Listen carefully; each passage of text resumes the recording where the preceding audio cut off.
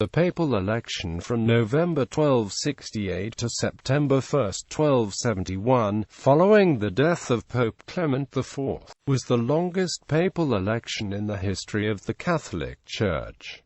This was due primarily to political infighting between the cardinals. The election of Teobaldo Visconti as Pope Gregory X was the first example of a papal election by compromise. The election was effected by a committee of 6 cardinals agreed to by the other remaining 10. The election occurred more than a year after the magistrates of Viterbo locked the cardinals in, reduced the rations to bread and water, and legendarily removed the roof of the Palazzo.The Papi di Viterbo. As a result of the length of the election, during which 3 of the 20 cardinal electors died and 1 resigned, Gregory X promulgated the Apostolic Constitution Ubi Periculum on July 7, 1274, during the Second Council of Lyon, establishing the Papal Conclave, whose rules were based on the tactics employed against the cardinals in Viterbo.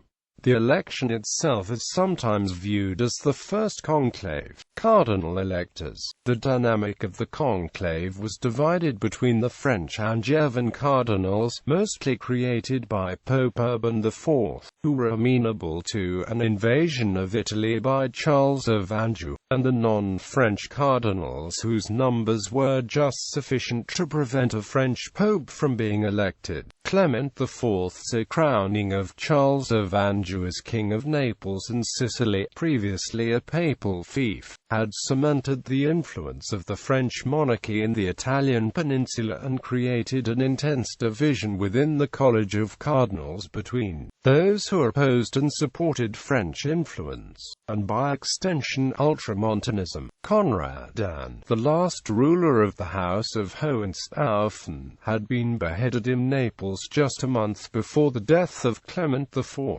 At the death of Clement IV there were 20 cardinals in the Sacred College. 1 cardinal was entirely absent and died during the vacancy. Therefore, there were 19 cardinal electors in the election in 1269, but subsequently 2 of them died. Denotes a cardinal elector who died during the election.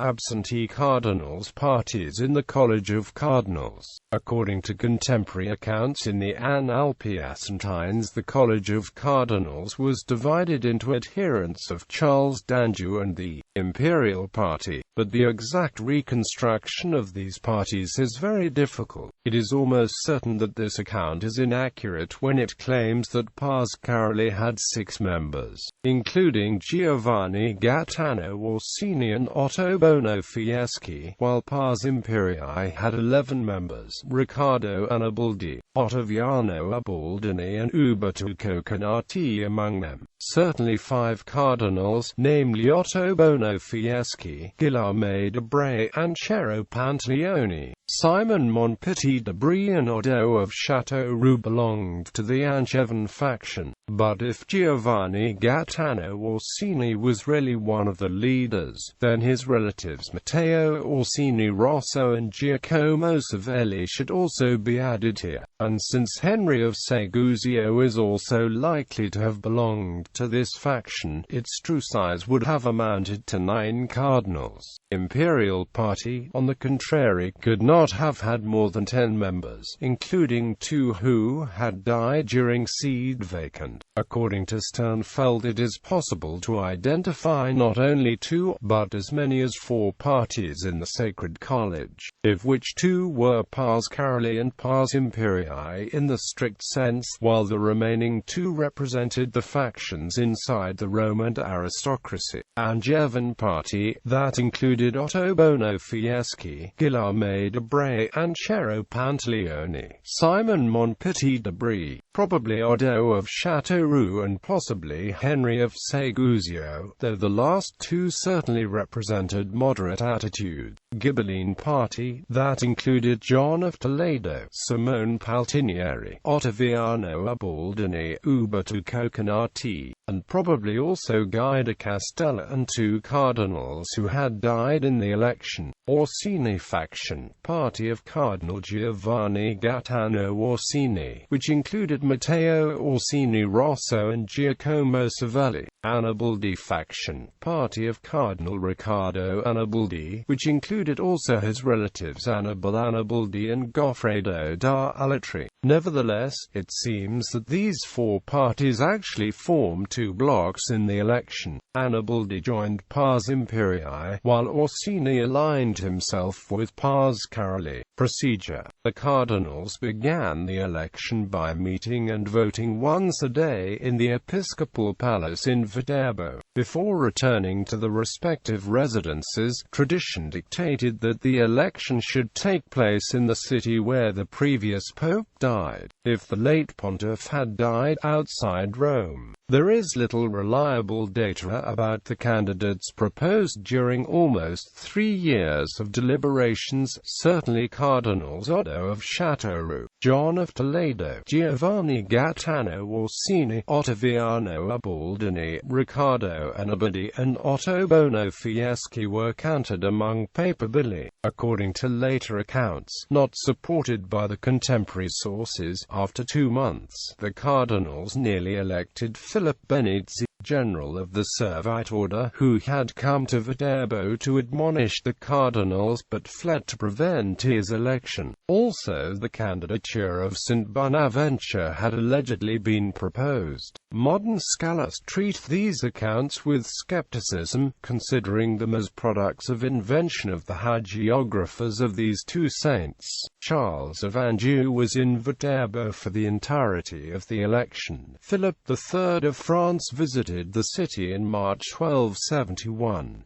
In late 1269, after several months of deadlock during which the cardinals had met only intermittently, Ranieri Gatti, the prefect of Viterbo, and Albertus de Montebono, the podesta, ordered the cardinals sequestered in the Palazzo di Papi di Viterbo until a new pope was elected. On June 8, 1270, the cardinals addressed a diploma to the two magistrates asking that Henry of Segusio, Cardinal Bishop of Ostia, be dismissed from the Palatio Discupato owing to his ill health and his having already renounced his right to vote. Some sources say that a makeshift roof was reassembled after the cardinals threatened to put the entire city of Viterbo under interdict. According to the account of Onofrio Panvino, Cardinal John of Toledo suggested that the roof be removed, which the two magistrates readily obliged. Other sources say it was Charles of Anjou who orchestrated the reduction of the diet of the cardinals to bread and water and removal of the roof of the papal palace. The committee, under pressure from Philip III of France and other rulers, on September 1, 1271, the cardinals agreed to cede their authority to a committee of 6.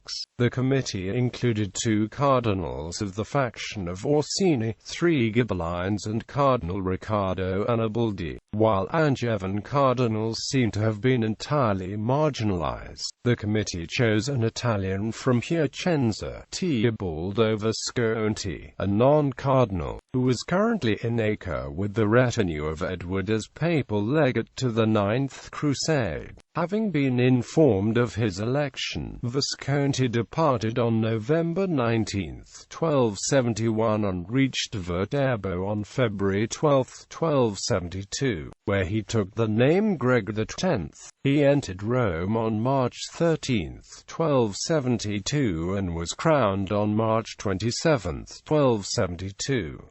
During the final leg of his journey from Brindisi on January 11, 1272, Visconti was accompanied by Charles of Anjou. Legacy: the techniques employed against the dilatory cardinals in Viterbo formed the basis for the canon law of papal conclaves as laid out in the Apostolic Constitution Ubi Periculum of Pope Gregory X, promulgated during the Second Council of Leon on July 7, 1274.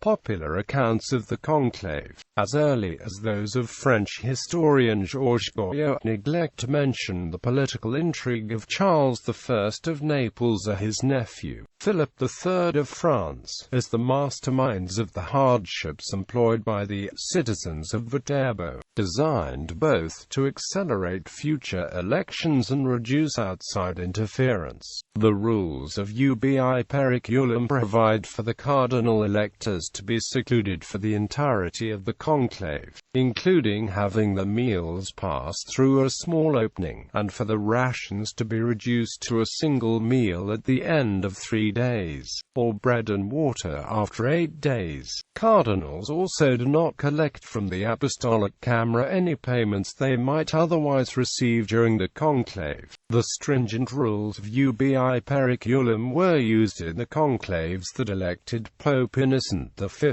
and Pope Adrian V, lasting 1 and 9 days respectively. However, at the urgings of the college, the newly elected Adrian V suspended the constitution on July 12, 1276, indicating that he wished to revise it, and died on August 18, without having promulgated a revised version. Therefore, the election of Pope John XXI did not follow Ubi Periculum, and, once elected, John XXI promulgated a bull, Licet Felicis Recordationis, formally revoking Ubi Periculum. The next 5 papal elections, 1277, 1280 to 1281, 1285, 1287 to 1288, and 1292 to 1294, occurred sans conclave, often at great length. Celestine V, whose election took 2 years and 3 months,